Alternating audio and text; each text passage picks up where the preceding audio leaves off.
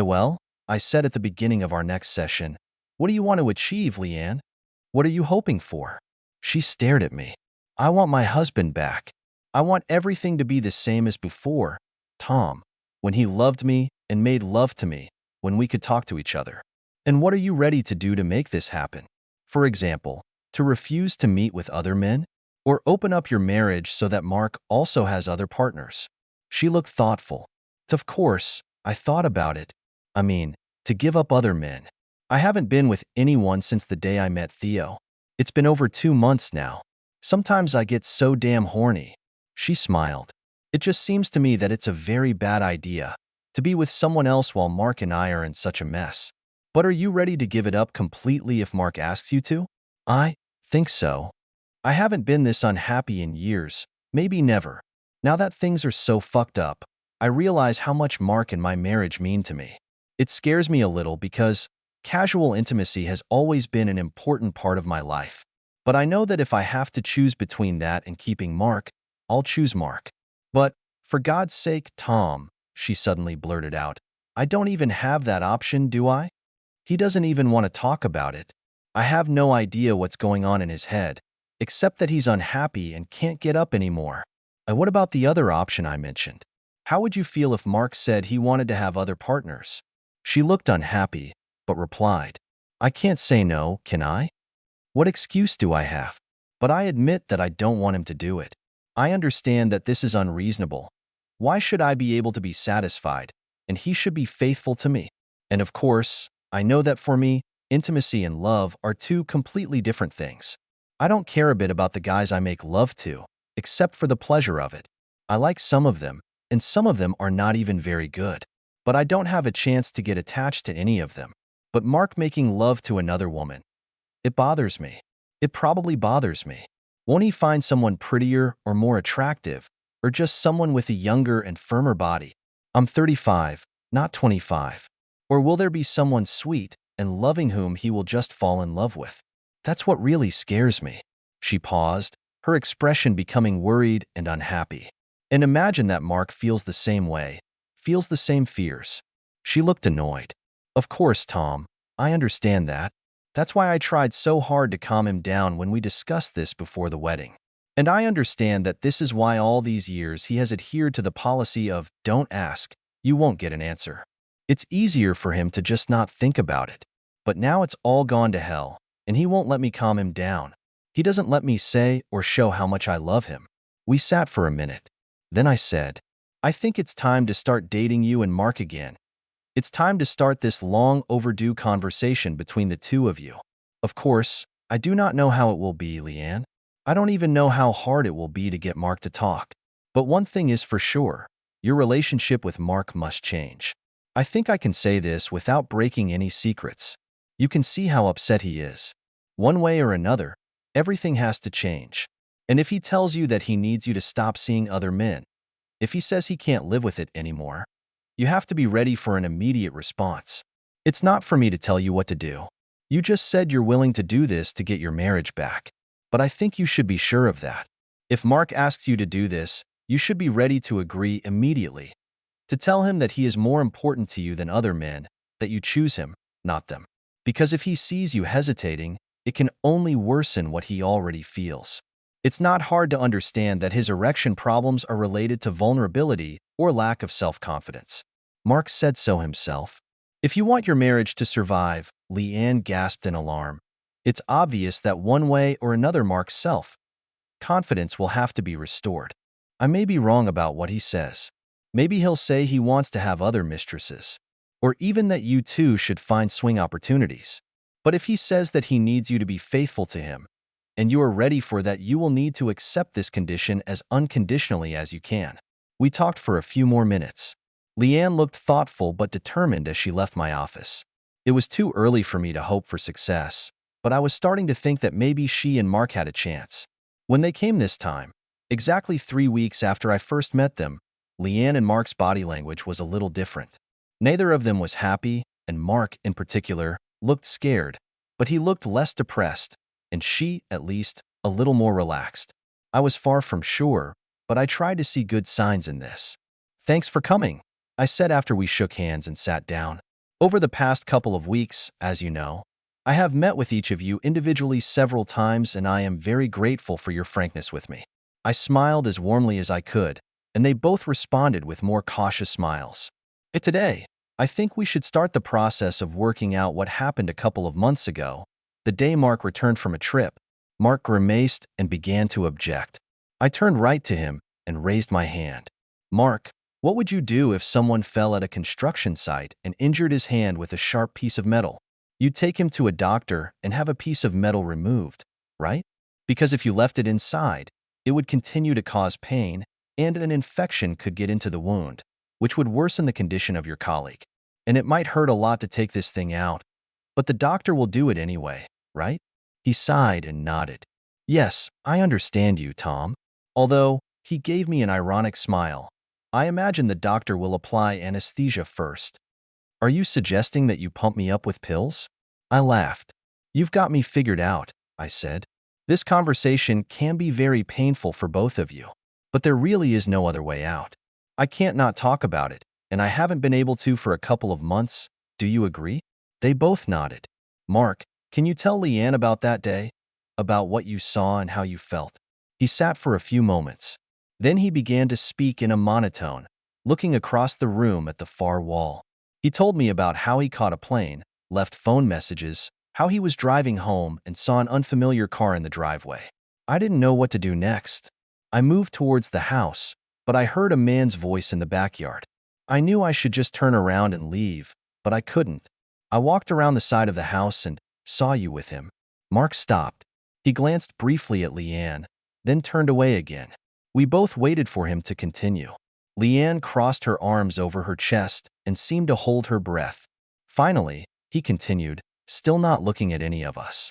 There was silence again. Leanne looked very pale. She was staring at Mark intently. He continued to stare at nothing. Mark, I said finally, I know this is difficult.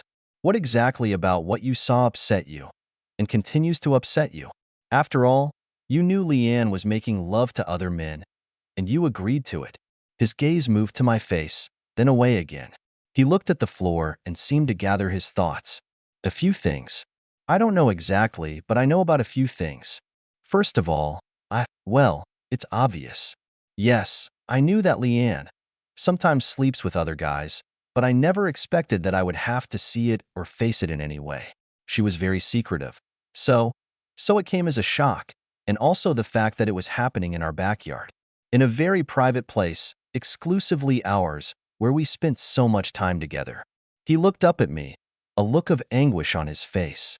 We made love so many times there, on this mattress, on the grass, and sometimes together in the pool. We both liked the house when we saw it for the first time, just because of the privacy. We immediately realized that we wanted to buy it. And now Leanne is sleeping with some guy. He stopped for a moment, and I saw that his hands were tightly gripping the arms of the chair. Here she is making love to some guy, right where we ourselves have made love so often, in our secluded place, in our house. Leanne looked like she wanted to speak, and I silently motioned for her to wait. There was silence. But that's not all, is it, Mark? No. More how they made love. I noticed that he just couldn't look at Leanne or address her directly. He stopped saying you and switched to she. He had to tell the story in the third person. I always imagined, when I thought about her and other men, I guess I tried my best to think about something sweaty and impersonal. For example, about a woman of easy virtue with a client, maybe, or a good massage, or a game of squash. Maybe it was naive, but I think that's how she pushed me to see it. But what I saw was, damn it, it was making love. It was gentle, loving, and incredibly intimate. She kissed him so tenderly, for so long, and she smiled into his eyes, and gently stroked his back with her hands, and whispered something to him while they were doing it. Suddenly, to my surprise, he turned in his chair and looked directly at Leanne. It was not just casual intimacy, not just hot, senseless satisfaction. It was your intimacy with another man, and such as it should have been only with me. You loved him. Damn it. Mark got up and walked briskly to the window, where he remained standing, looking out at the street. I could see his fists clenching. Leanne looked scared. She leaned back in her chair as if Mark's words were physically weighing on her. She was close to tears and looked at me pleadingly. I made a gesture again, designed to comfort her, but at the same time to say, "Keep quiet for now. Wait." Without turning around, Mark spoke again. Until that day, I could hardly convince myself that Leanne's need to sleep with other people had nothing to do with me, that it was a completely separate thing, as she had always insisted. And I knew that she loved me. Now he turned to look at us, his face flushed. "But this is nonsense. This is not a separate relationship. It has never been and never will be. It wasn't a squash game, it was love. You did to him what you should have done only to me. That's what marriage means, at least to me."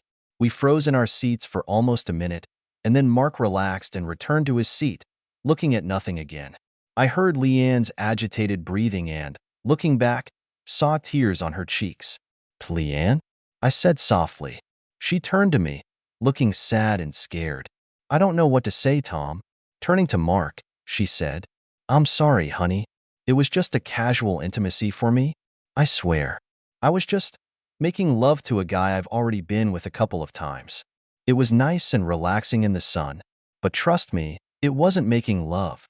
It wasn't like what you and I have. Not for me. I had no idea what you saw or felt. I'm so sorry." There was silence in the room again. I said, "Leanne, maybe you can tell Mark how you ended up at home that day?"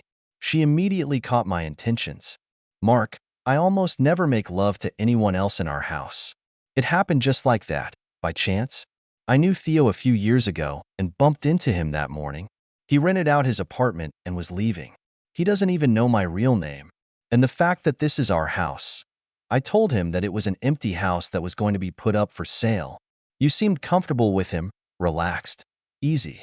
Mark's words were quiet, but there was definitely an accusation in them. He was still staring at nothing. Leanne answered in a flat voice, "Yes, as I said, I knew him a few years ago, and then we had intimacy 3 or 4 times. But damn it, Mark, he was nothing to me. He is nothing to me. No matter how it looked to you. I swear it was just a random, well, intimacy." "That's not what I saw." Mark's voice came from somewhere deep in his soul, almost against his will. Leanne knelt down next to Mark's chair. She grabbed his arm with both hands, but he still wasn't looking at her.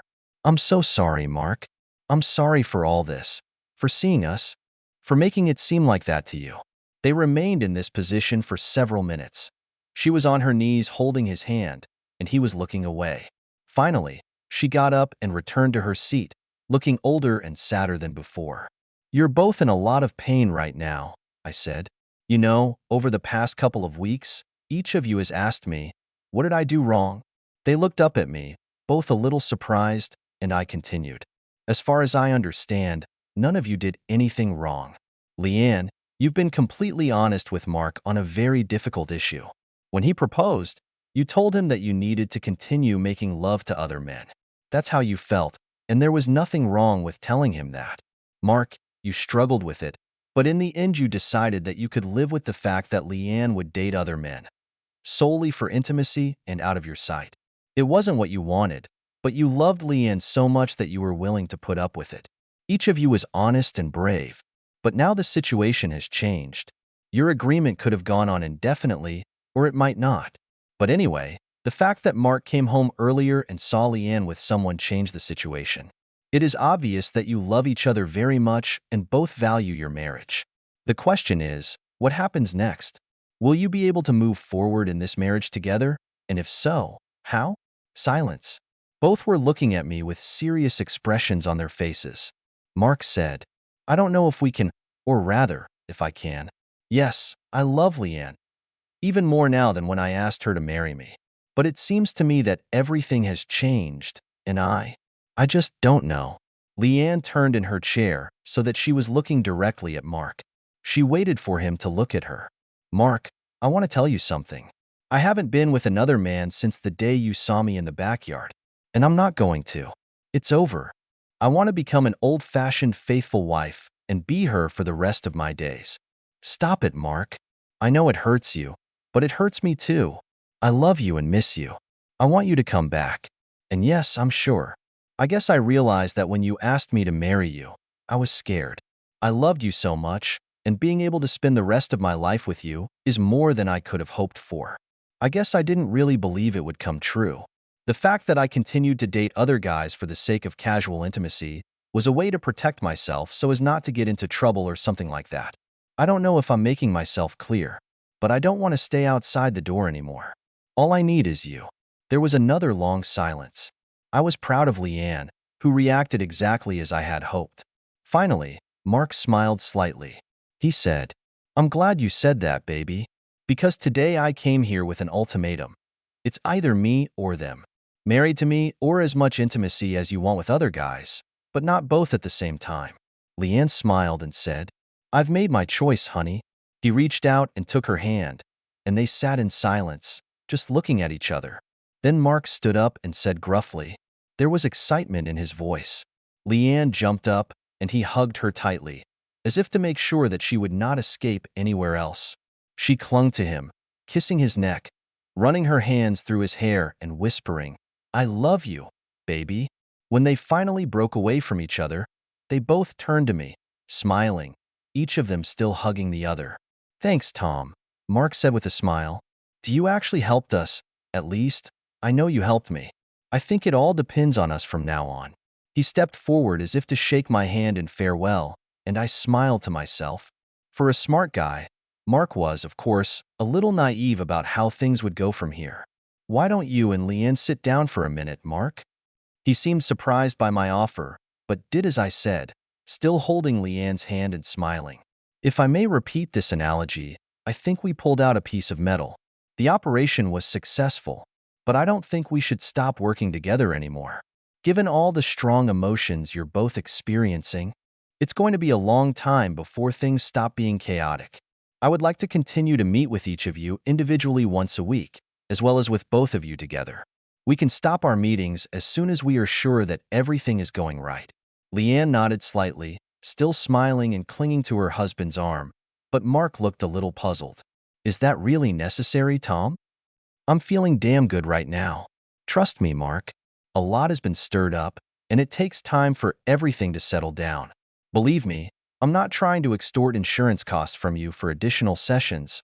I already have a lot of patience. We made a schedule for the next month or so, and I promised again that we could cancel all those meetings that we deem unnecessary." Then, before I let them go, I said a few more words that seemed important to me. "Perhaps from time to time the relationship will remain tense. Try not to be surprised by this, but also do not despair. Discuss everything as it suits you.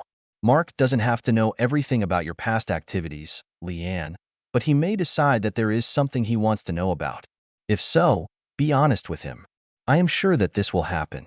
Mark, do everything you can to let Leanne know how you feel. Do not hide your negative feelings from her if they arise. Give her a chance to calm you down. She loves you very much, so let her remind you of that if you need it. And most importantly, both try to be kind. When feelings are off the scale, try not to say things that can offend, can be painfully deposited in the memory of your spouse. You can say, 'It hurts me,' or 'I feel offended,' without losing your temper." All my words were carefully thought out, but I could see that my target audience did not pay much attention to them.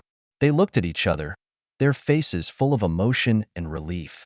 It's not hard to guess that their next stop will be the marital bedroom. But this does not mean that everything is in order in their marriage. Not yet, but there are high hopes for this.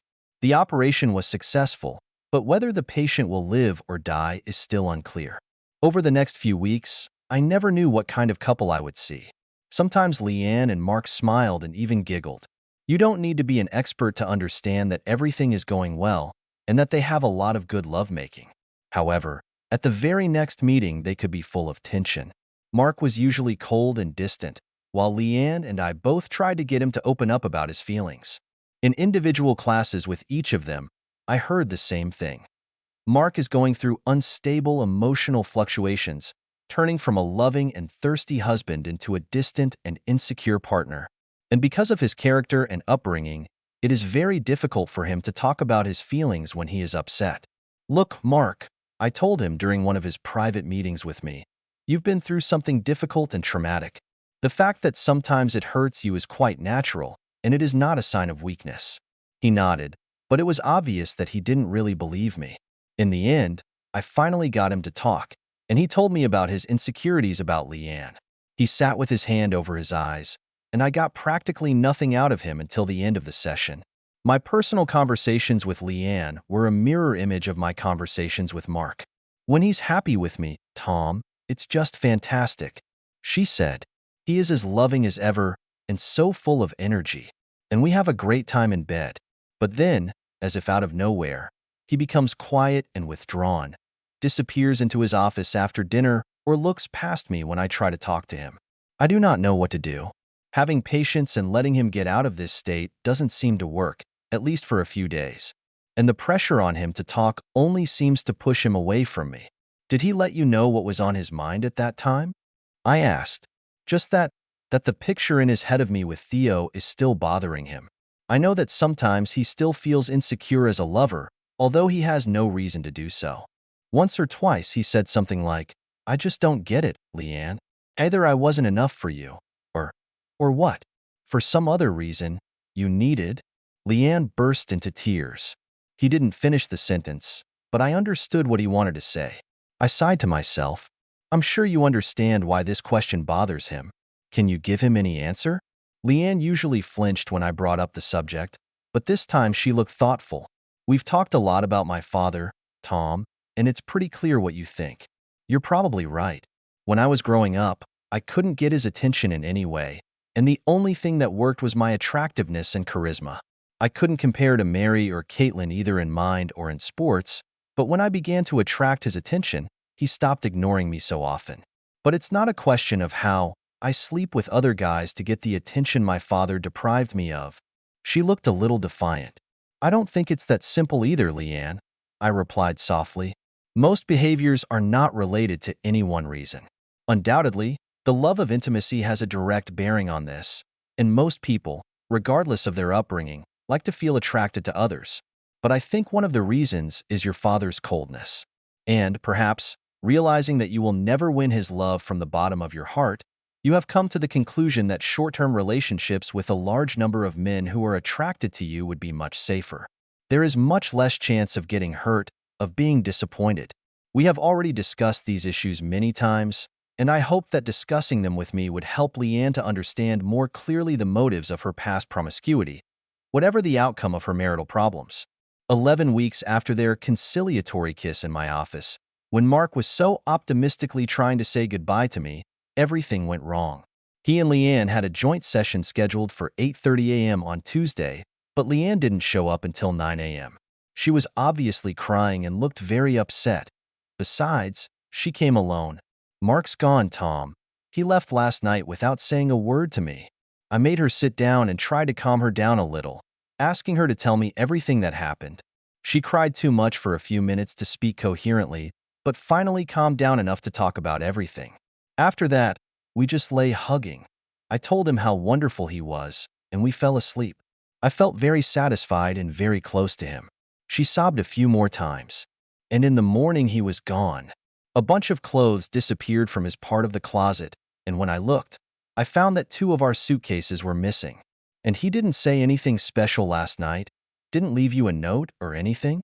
I asked. Her eyes glittered again, and she said, "He left this on the dining room table." She poured 2 objects into my palm. One was a folded piece of paper on which Tom wrote, "I'm sorry, I just can't handle it anymore." The second is his wedding ring.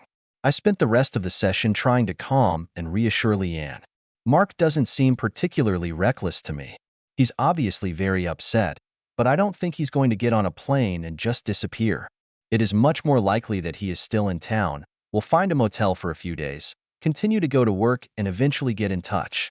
And if it doesn't work out? She replied, starting to cry again. I did everything I could think of, Tom. I said that I love him and showed that I love him in every possible way. What else can I do? My answer did not reassure her. I don't think there's anything else, Leanne, at least not right now. This is a fight that Mark has to fight inside himself, and all we can do is support him. Listen, I said after a minute. I have to meet with Mark again on Thursday afternoon. Let's at least try to be calm until then. If he shows up and says he hasn't been in touch with you, I promise to call you right after the session and let you know that he's still around, okay? In the meantime, Do your best to move on with your life. Meet your friends, go to the movies, do everything to take care of yourself, and not sit and worry. Mark loves you very much. We both know that. His emotions have taken over now, but that doesn't mean he's gone forever. It wasn't much, but it was pretty much all I could offer as a consolation, and Leanne was a little calmer when she left my office. To my pleasant surprise, the following Thursday, Mark entered my office at exactly the appointed time. His demeanor was worried and a little shy. "Sev," that's all he said. "Hi, Tom." "Hi, Mark. Have you been in touch with Leanne since Tuesday?" Her expression became even more shy. "Yes, left her a text message yesterday afternoon. I just said that I was fine, that I had found a place to stay for a while, and that I would be in touch." I think you can imagine that she was very upset when I saw her. "Yeah, well, He sat up and looked right at me. The shyness disappeared, and seriousness took its place. "I just had to leave, Tom. I had no choice." I felt like my head was going to explode. I nodded and said, "Why don't you tell me about it?" What followed was quite predictable in general terms, but the specifics were new to me. A series of incidents, each of which was quite minor in itself, constantly reminded Mark of the pain and insecurity he was already trying to cope with. Or rather, I should say barely coped, because he often resisted the opportunities to work on it that both Leanne and I offered him. The previous Thursday, he was home alone because Leanne had a meeting that evening and he was watching the movie Unfaithful with Richard Gere and Diane Lane. This is a devastating film about a wife in a seemingly happy marriage who falls into a violent love affair. And needless to say, this is not at all what was required for Mark's mental attitude. Mark said that at some point during intimacy with her lover, the heroine Diane Lane told him something that Leanne liked to say to Mark in bed. I think it just scared me. It's just a coincidence, but my mind has started to move along the path where Leanne is having affair after affair, all the while pretending to love me. When Leanne returned home, Mark didn't tell her anything about the movie, but he was uneasy. Unable to sleep, he spent half the night in his office playing chess on the computer. By Monday, I felt better. I think I put everything out of my head. Leanne and I made love, and it was really great. Long and incredibly pleasant, I think, for both of us. After that, we lay in bed half asleep, and I felt very happy. Leanne was kissing my neck, just sleepily, you know? And she said, "Baby, you're the best, absolutely the best." And then a minute later, she fell asleep. I felt her breathing change. I know that she wanted to be sweet, loving, but what she was saying is just eating away at me. Am I the best? Absolutely the best? But you've had to sleep with dozens of other guys, hundreds of them, haven't you? How can I be the best if I'm not even good enough to satisfy my own wife? I knew that I was being ridiculous, that I took advantage of Leanne's sweet remark, turning it into a knife for self-torture, but I couldn't help myself. I lay there feeling worse and worse, and she was sleeping happily next to me. Finally, around 2 o'clock in the morning, I got up, went to the kitchen for a sandwich, and remembered that I hadn't taken out the trash on Tuesday morning. I took the bag from the kitchen basket, tied it up, and carried it to the garage to the big trash can. On the way, I caught the bag on the edge of the rake, tore it open, and half of the garbage spilled out onto the garage floor. I swore and took a broom to sweep everything back, and then I saw an open box of rubber bands on the floor. There were originally a dozen in the box, but there are 3 left. I was just stunned. I should have known exactly how many of them were used.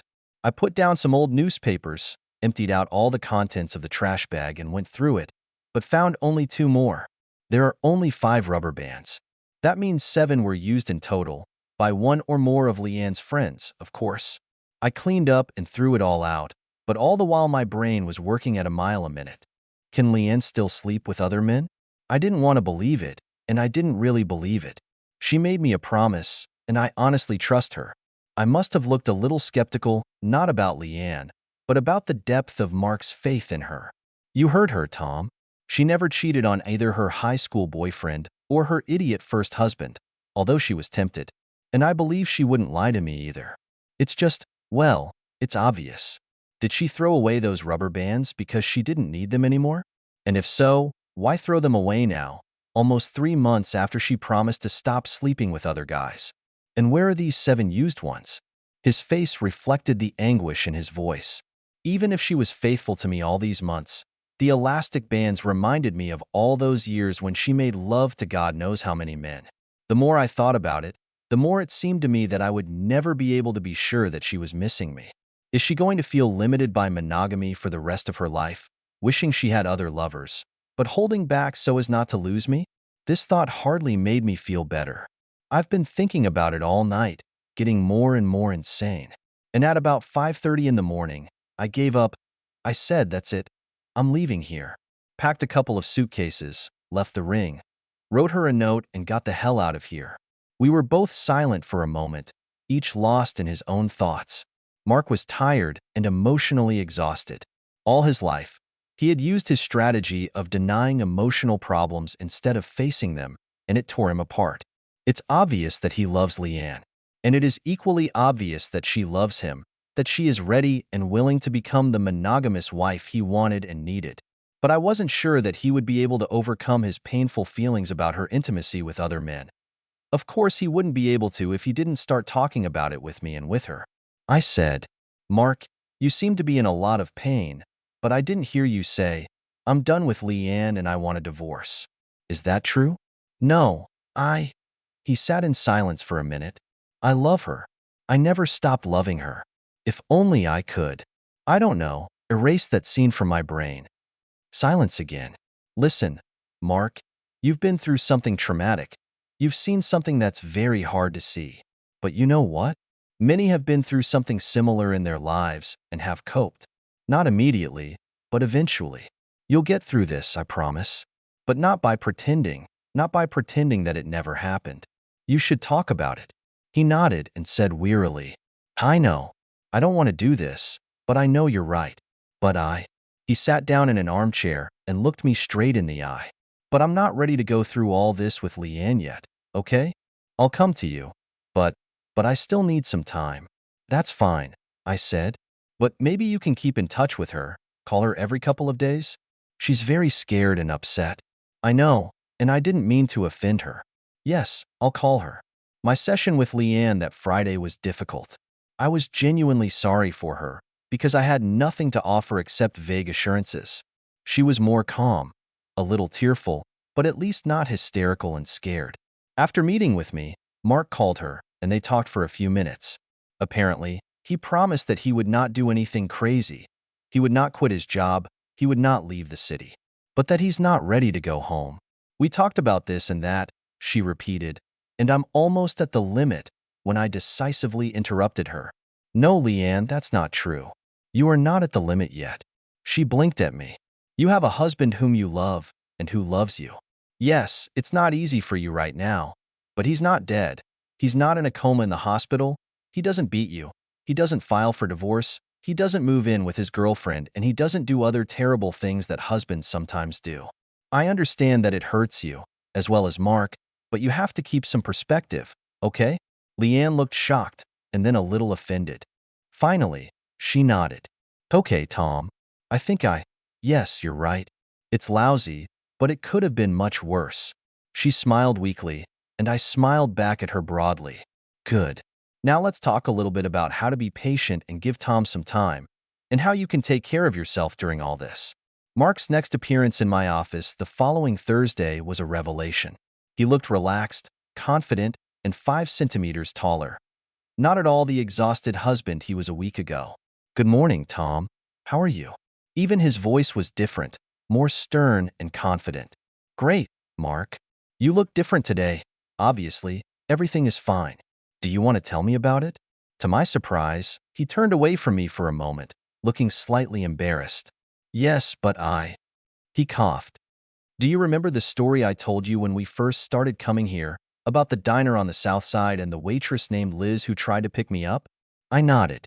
So, on Friday, I went there for lunch again, because it's near my place of work, and Liz was there, as friendly as ever. Even more so when I noticed that I wasn't wearing an engagement ring.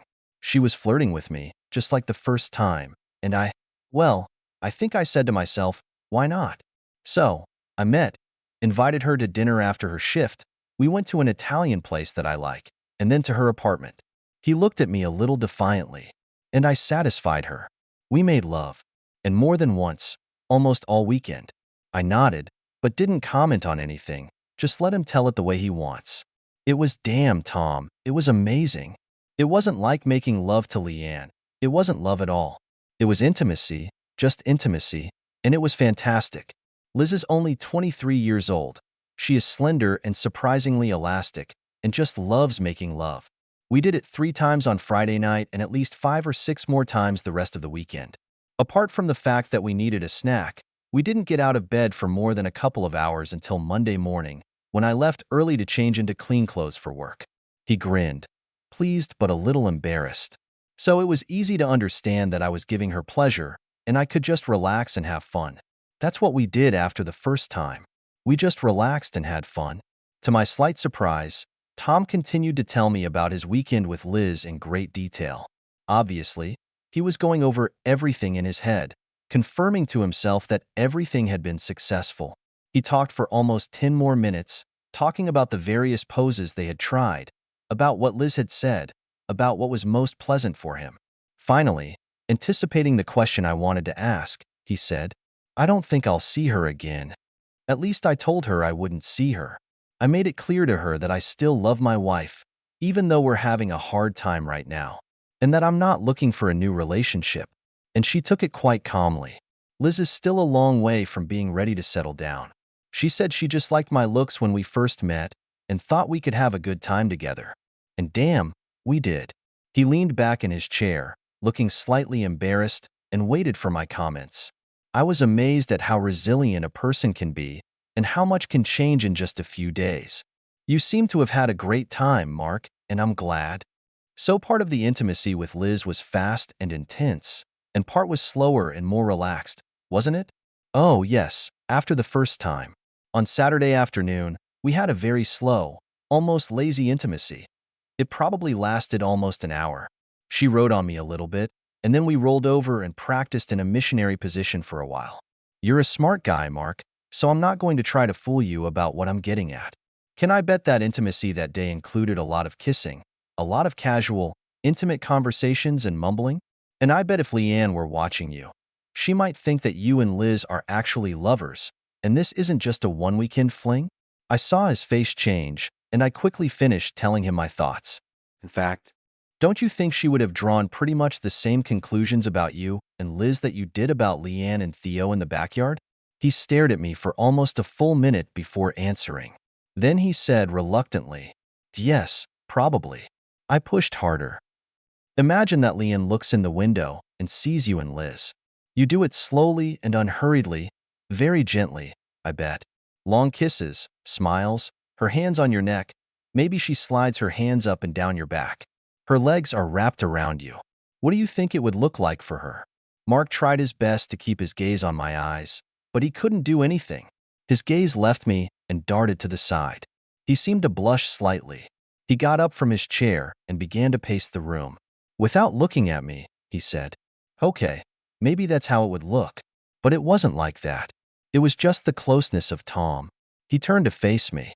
With a sweet, pretty, rather interesting, very attractive blonde of 23 years old, with whom I could no more fall in love than with a flight to the moon. It was great, you know? And at that moment, of course, I felt incredibly close to Liz. But it was just intimacy. He kept looking at me.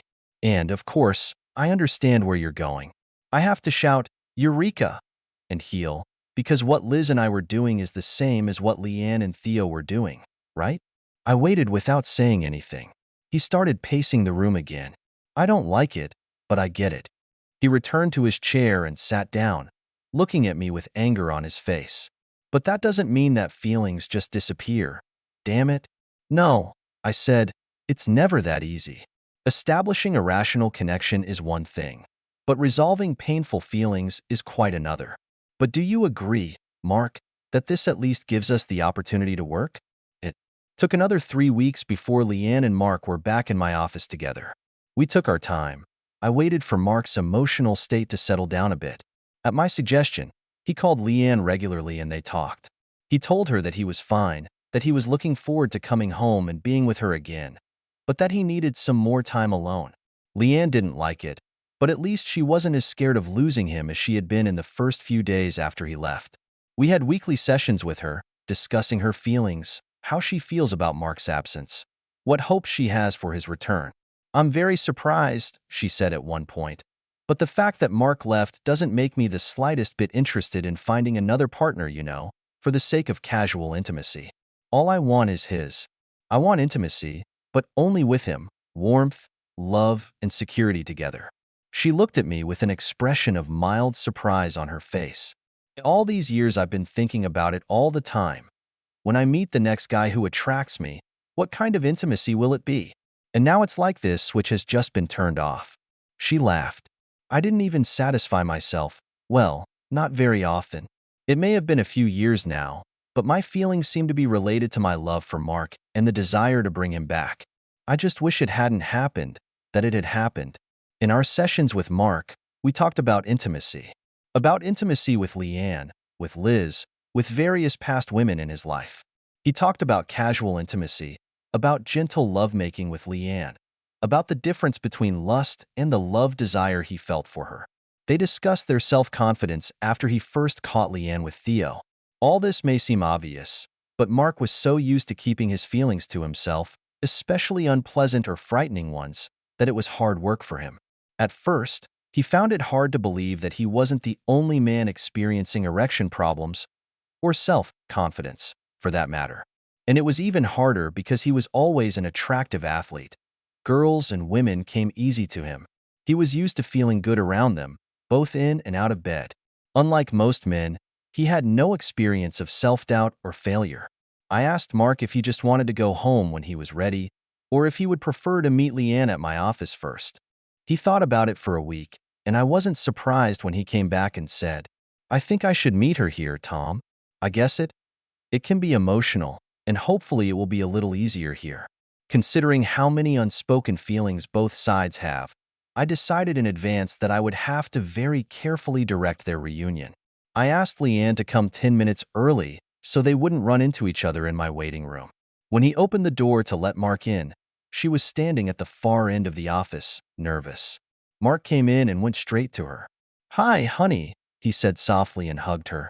She hugged him tightly and cried. I waited while they snuggled up to each other, and after a couple of minutes she pulled away, kissed him, said, "Hi, baby," and smiled at me through her tears. They slowly walked over to their chairs and sat down. Leanne pulled hers closer to Mark's chair to hold his hand, and he didn't seem to mind. "I'm glad you're both here," I began. "I know that it was a very difficult time for both of you. Mark, I think Leanne needs to understand why you left that night. Of course, she has a general idea, but it would be better if you shared with her the specific points that we talked about." Mark nodded, but immediately fell silent. Carefully pulling away from Leanne's hand, he got up and walked to the far end of the room, where he leaned against the wall. "I'm sorry for what I did, Leanne," he said. "To leave like that. Now it seems cowardly to me, and it must have upset you very much." "Sorry." Leanne just nodded. She was watching him intently, her hands clasped in her lap. "It probably had a lot to do with it. Well, there's one big thing that you know. I'm still trying to get over all the images in my head. You're with Theo, you're with faceless strangers. And I wonder, how many, how often, when and where? Did you like being with them more? What does this mean for you and me?" I could see that Leanne wanted to answer, but with a light hand gesture I asked her to wait. And then there were a couple of specific moments, shortly before my departure. Mark told Leanne about watching the movie Unfaithful, and she smiled sadly, understanding what he was talking about. Then he talked about how they made love the last night they were together, and what she said after that, "Baby, you are the best, absolutely the best," and how it tormented him. Leanne began to cry. "But Mark, I'm not." I know," he said. "I know what you meant, Leanne. I really do. It was said with love. But I just couldn't help but turn it into something completely different. A reminder of all the men you could compare me to." He was still leaning against the wall, his fists slightly clenched and staring at nothing. Leanne said nothing again. And then, in the middle of the night, I went to take out the trash to the trash cans and hooked a rake with a bag, and when everything fell out, I saw a box of rubber bands. Leanne jerked her head up and stared at him, turning slightly pale. I couldn't help myself.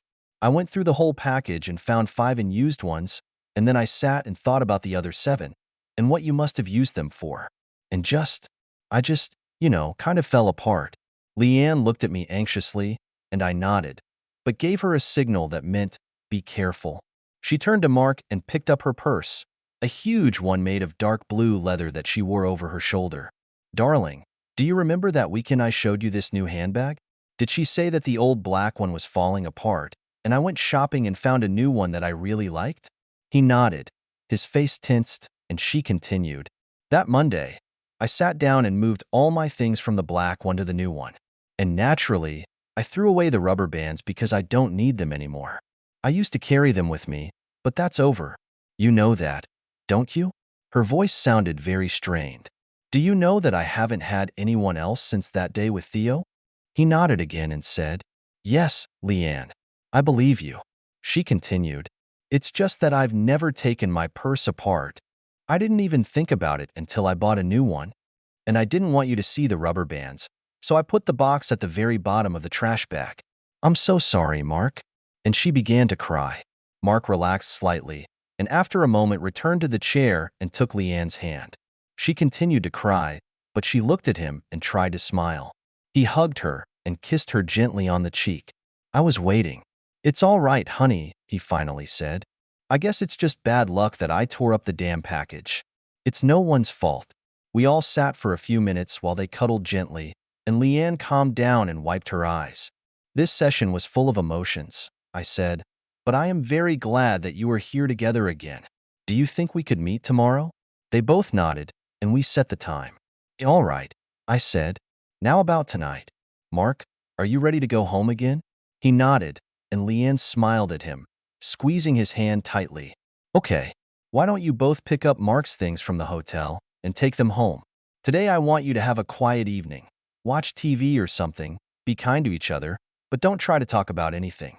Tomorrow we'll get back to what we need to discuss, and today just enjoy each other's company. I watched them leave my office hand in hand and smiled to myself. Not all at once, I thought. The next day was just as emotional. I asked Mark to tell Leanne about his weekend with Liz. She took it calmly, but it was obvious that it bothered her. By the end of his story, she was huddled in an armchair, her arms tightly folded across her chest. Leanne? I asked, Are you all right? Can you tell me about your feelings? Mark and I both waited, and she answered, I'm fine, Tom. It hurts me when I imagine Mark with her, but mostly it scares me. In the story, she is so beautiful and so enthusiastic. How can I compete with her? I'm older, flabbier, heavier, and Mark intervened. You're the most beautiful woman I've ever seen. He said it softly, but she heard him, and it made her straighten up abruptly. It was wonderful. They looked at each other in silence, and then smiled. Really? She asked shyly, and he nodded back at her, smiling. Really? I waited for them to enjoy the moment, and only when it had passed did I speak again. Mark, could you briefly tell Leanne about the meeting with Liz that you and I were talking about? When did you slowly make love to her? He retold the story, telling me how I pointed out the similarities to what he saw in the meeting with Theo. She listened intently, and then turned to me. Leanne turned to Mark. Did it help in any way, Mark? To hear about it from Tom? A little, no, perhaps more than a little. It still hurts a lot when I imagine you and Theo in my head. But I can also imagine what Liz and I looked like, and I know it was just a casual intimacy. He wasn't at all a threat to what you and I have, he said and smiled. My feelings on this matter do not yet coincide with what my mind says, but I think I will succeed. At that moment, I joined the conversation because I needed to give them an instruction. I had a plan to get them back on track. So let's talk about next week. I'd like to see you both together in a week, but in the meantime, I have a couple of instructions. Did you have any contact last night? They shook their heads, and Mark said, I think we were a little scared. We had a good dinner, watched TV, had a little cuddle, and then just went to bed. We didn't talk about it, but I think we both felt the same way. All right, I said. In the coming week, I want you to do the same more often. Be as gentle as you want, hug more, touch each other, kiss if you want. Treat each other with love, give each other back or foot massages if you want, but no intimacy. I want you to have a little time to reconnect physically without any pressure from intimacy. Both agreed immediately, feeling more relieved than disappointed, and we said goodbye. As the next week rolled around, Mark and Leanne looked happier and more relaxed. Leanne was especially eager to tell me how it went with them. It was so weird, Tom. Actually, it's amazing, Mark nodded in agreement. But I felt like I was back at college. The first couple of days we just hugged a little bit in the evenings. But as the week went on, we started getting more and more turned on. By Tuesday, 2 days before our session, we were both ready to lash out at each other, but we kept telling ourselves to wait. We kissed, and it was very difficult not to go further. Mark intervened. Last night, Leanne really wanted to do something, and I suggested that we please each other. I decided that since we weren't touching each other, everything would be fine. How did it go? I asked, very neutrally. They looked slightly embarrassed. Fantastic, Leanne said. We've never done this for each other, at the same time, with the lights on and all that. Both were so excited that it didn't take long. And as soon as it was over, Mark said, I jumped out of my chair, lay down on Leanne's bed and just hugged and kissed her. I just needed to touch her, and since we had both just experienced pleasure, I hoped it would be okay.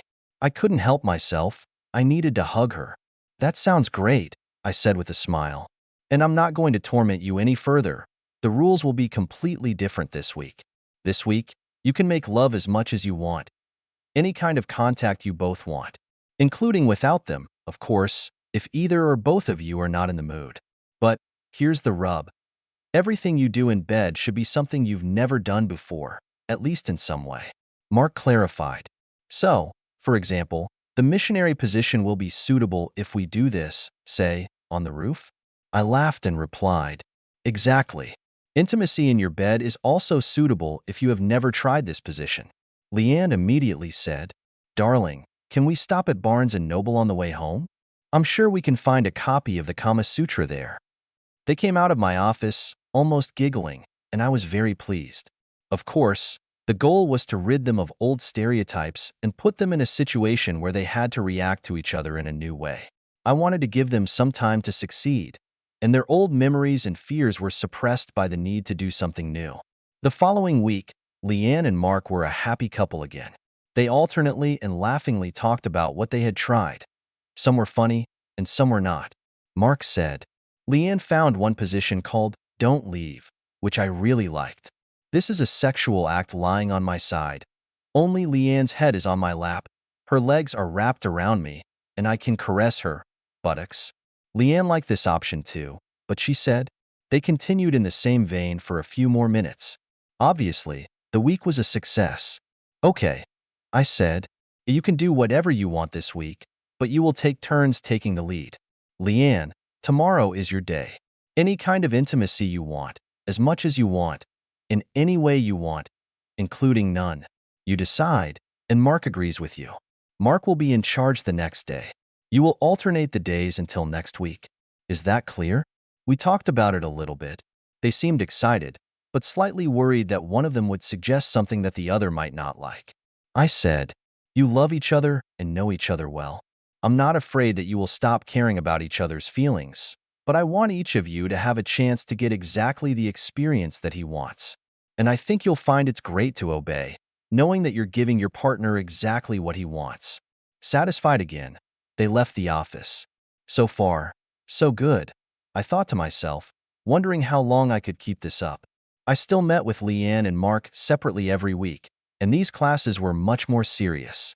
With Mark, I tried to open up to him, talk about my feelings, and work through the ongoing struggle with jealousy and worries about my own inadequacy as a lover. The weekend with Liz obviously helped, but the problem didn't go away. One day during the week, when he came, I asked him directly, Mark, is there anything about Leanne's meetings with other men that you want to know? Maybe we should talk about it so you can discuss it with her. He looked at me. What keeps driving me crazy, Tom, even though I kind of see that it doesn't matter, is the number of men. Did she sleep with other guys once a month? Or twice a month? Or, God forbid, 3 times a week? And I guess I also can't help but wonder how often she dated the same guy, whether it didn't escalate into something more dependent, if you know what I mean, something more emotional. While he was talking, I was watching him. Apparently, without realizing it, Mark clenched his fists. Let's discuss these two issues, I said. What do you think would be the minimum for Leanne from the point of view of other men, and what would be the maximum? I don't know. Maybe at least once every 2 months. And at most, hell, twice a week? I don't know how she would have found the time, but her real estate schedule has always been quite flexible. So she could have had about 24 meetings in 4 years if it was every 2 months, or up to 400 if twice a week. Although this is unlikely. Don't you know? What is it? He asked, looking at me intently. It was obvious how painful it was for him. No, I said. Leanne and I didn't talk about numbers. But tell me, what is the difference in your feelings? How do you feel when you think about a couple dozen instead of a couple hundred? That's what's really important. There was a long silence. If it's 400, he said very slowly, then she's a woman of easy virtue. And I'm not sure I can live with a woman of easy virtue, even if she has someone I love as much as Leanne. But if it's 25, then it's okay? He shrugged his shoulders as if he realized the absurdity of his words. I know it doesn't make sense, Tom, but the thought of Leanne being with hundreds of guys disgusts me. I see them lined up outside our bedroom. The queue stretches down the hallway and through the front door to the street, and inside, Leanne lies naked in bed and shouts, "Next!" every time the previous guy finishes satisfying her. He looked exhausted.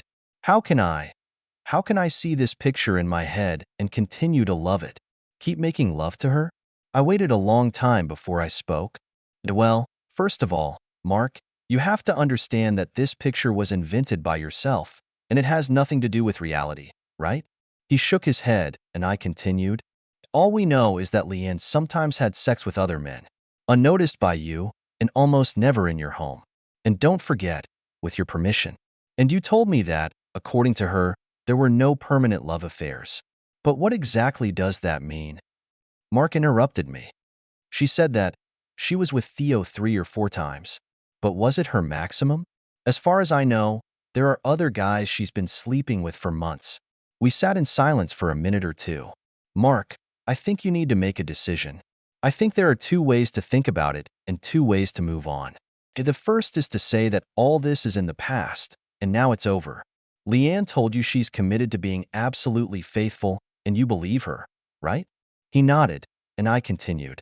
So one of the alternatives is to just accept that the past will bother you whenever you start thinking about it. But it's already in the past, and over time you'll think about it less and less. No need to poke at it with a stick and stir it up. Another option is to say, I don't think this is going to work. It bothers me too much to just drop it, and I need to ask Leanne to tell me more. But in this case, of course, you must be sure that you are ready to hear the answers. If you think that Leanne's answers might alienate you from her, is it worth asking questions? I knew that Mark, who had first come to my office a few months ago, would have chosen the first option.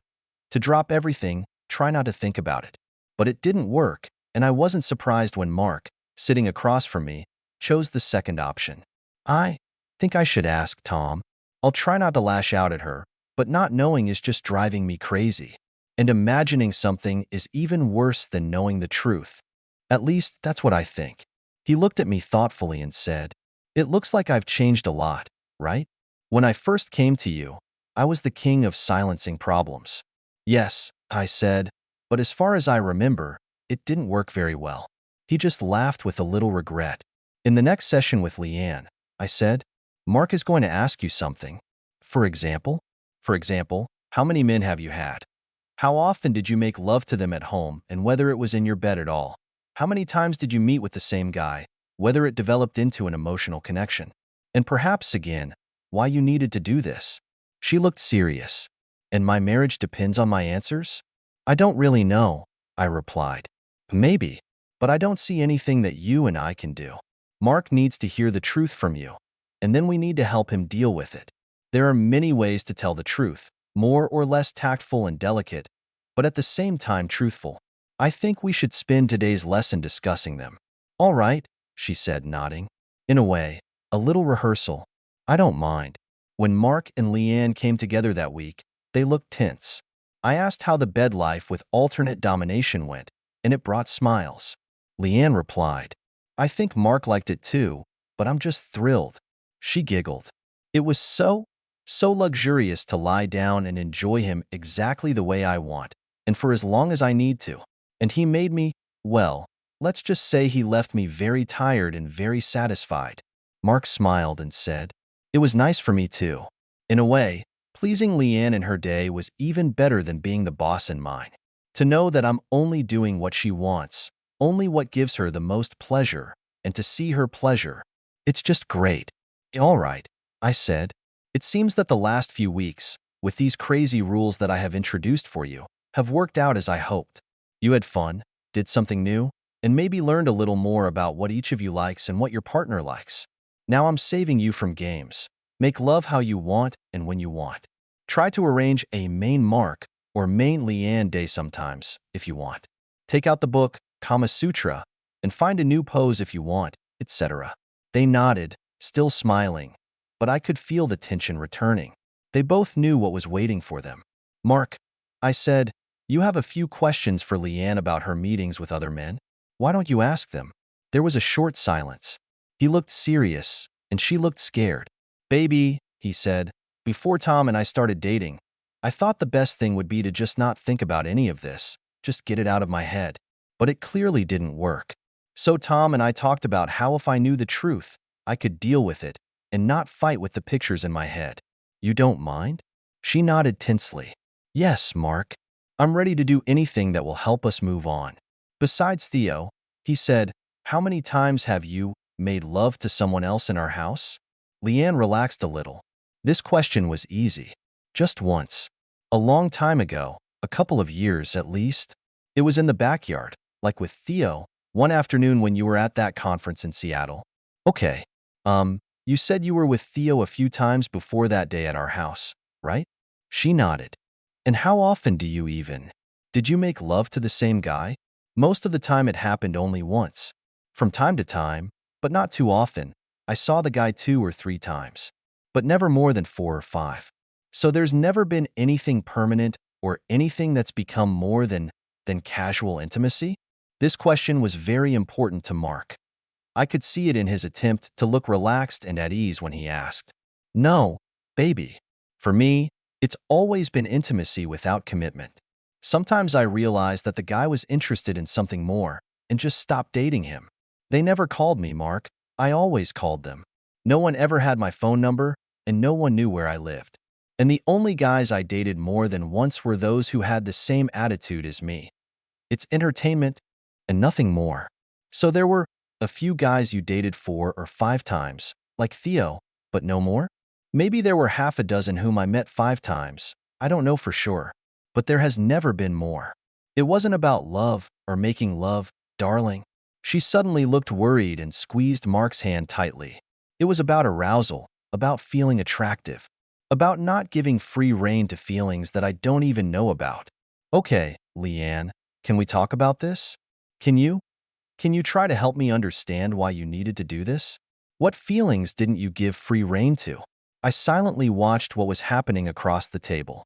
Mark looked serious, but controlled himself. He seemed to be able to listen carefully without giving in to emotions. Do you know what kind of father I have? Well, I've never been sure of his love. I've never felt like I could hold his attention for more than a few minutes. One-night stands were safe. I didn't risk anything. I was getting a dose of confidence, almost like from a strong drink. I'm attractive, I'm hot. I excite men. And since there was no continuation, no lasting connection, I couldn't feel offended, as my father often did when his interest in me waned. I was in control of the situation, and they couldn't let me down. "And you don't think you need it anymore?" Mark asked quietly. Leanne looked at me and smiled. "When I met you, Mark, it was still hard for me to believe that someone who is dear to me can actually love me, really, for a long time. And these one-night stands didn't allow me to be abandoned, which I was always afraid of. But you love me." She gave him a dazzling, loving smile. "You made me believe, after all these years, that someone wonderful could love me without losing interest or abandoning me. And working with Tom has helped me to believe in it and truly trust in your love. Of course, I'm still a little afraid that it will hurt me, but not so much anymore. not enough to be strengthened by senseless intimacy. I really don't miss him, you know? I already told Tom, even when you left, and I was so afraid that you were gone forever. I didn't want to hook up with anyone. I just wanted you to come back. She looked at him. You're the only one, Mark. Wow, I thought. She answered his questions perfectly, truthfully, but at the same time with love. I was hoping that would be enough, but we're not done yet. Mark was smiling at her.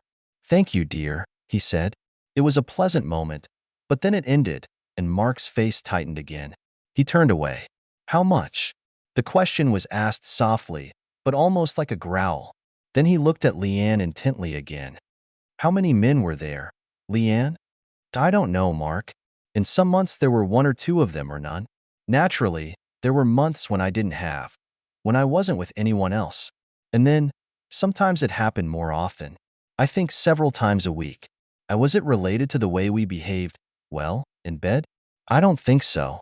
It was more a matter of chance whether I met anyone. And how busy were we at all, whether I was inundated with real estate business, whether you were away, for example, in Milwaukee, or were often nearby. When we spent a lot of time together, for example, on vacation or on weekends, there was no one. Because all I wanted was to be with you. It only occurred to me when I was alone. There was a silence, and before he could speak again, Leanne continued, actually, I think sometimes my one-night stands happened right after I had to deal with my dad. A phone call, and sometimes after he and Mom came to visit or we went to see them. I think I went out a few times and picked someone up the next day or two. I don't think I realized that before. I guess talking about it with Tom, about my dad, made me see a connection. He nodded thoughtfully. So how many of them were there in total? What do you think? Since we got married? Yes, he replied. I warned Leanne not to say, oh, I don't know, Mark, or does it really matter? Because it really matters to him, and very much so. Probably twice a month on average, she said. Maybe a little more often. We fell silent, and I watched Mark do the math. It turned out to be about 104 years, maybe 125, depending on what a little more often means. Is this the number of men or bedfellows? He asked. A bed relations. The number of men is smaller. There was a heavy silence, which I broke by asking my question. Mark, how often do you think you made love to Leanne during the 4 years of your marriage? He looked surprised. God, I don't know. I think on average at least 3 times a week. There were weeks when it was less, but on vacation, at least once a day. So, on average, I think I'd say 3 times a week. Leanne nodded in agreement. So, speaking generally, I said, you've made love together probably 630 times or so. I watched Mark's expression when he realized this figure. You may ask yourself, what does the numbers matter? But for many people, at least for many men, they are of great importance, regardless of whether it is logical or not. Mark hoped it would matter to him that he and Leanne made love 6 times more often than she did with other men. It was a bad end to the session, but there was nothing to be done. I didn't have much time, and another patient was waiting for me. But at least I managed to remind Mark that 600 is much more than 100. Nevertheless, when they left my office, there was tension between them and Leanne. The next time I saw Mark alone, I realized that he was worried, tense, and possibly angry. I barely had time to say hello before he blurted out, 100 times. Maybe more, maybe 150. Jesus Christ. Okay, I said. Obviously, your thoughts are occupied by numbers, so let's talk about them. How many men do you think there were, Mark? He looked at me. His anger left him for a moment in surprise, and I said coldly, Ayo, you didn't do any calculations? Well, keep an eye on me. Leanne said, twice a month or a little more often. There are 48 months in 4 years, so let it be 100 times, or even 125. So, she said that she had dated half a dozen men 5 times, that's 30. That leaves a maximum of 95. According to her, she met with the others from time to time, more than once, perhaps 2 or 3 times. If from time to time means, say, 1 out of every 3, then she dated a third of the guys 2 or 3 times. An average of 2.5, and the other 2/3 only once. How are you doing with arithmetic, Mark? You're an engineer, after all. 2.5 times a third of x plus x multiplied by 2/3 equals 95. Therefore, 4.5x divided by 3 equals 95, or 1.5x equals 95. Therefore, x is equal to 63, plus the original 6, and that makes 69 men in total. What do you think, Mark? Is the number 69 correct? I spoke coldly, even slightly rudely, and Mark was clearly taken aback by my tone. However, he followed the calculations and nodded. Yeah, okay, there are 69 guys in total. Without giving him time to say, and that's disgusting, or see what a woman of easy virtue Leanne was, I continued. Mark, how many women did you make love to in the years between your divorce and meeting Leanne? He looked even more puzzled. I don't know, maybe 100? Probably at least 80. But Tom, that was in the past. And this is not? Leanne hasn't been with anyone else since the day you saw her with Theo, and it's been months. So tell me, why exactly is her 69 worse than your 80? He looked even more puzzled, and then triumphant. Because I wasn't with her then.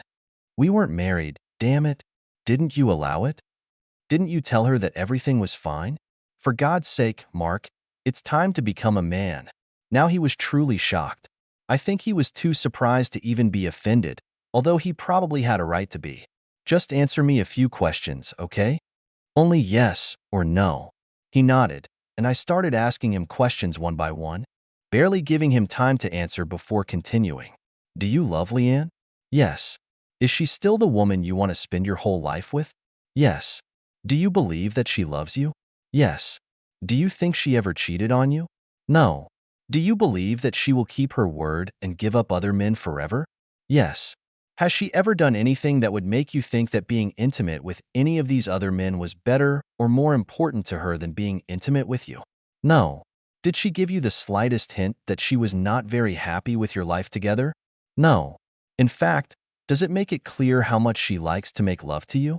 Yes. I leaned back in my chair and let the silence fill the room for a few moments. In the end, Mark, you love Leanne, and she obviously adores you. She had intimacy with other guys. You had intimacy with other women. You refused it, and she refused it. The love between you is strong, and the closeness lately seems to be just wonderful. So, it's time to come to terms with this. It's time to step over yourself, become a man, and return to your wife. Completely, in every sense.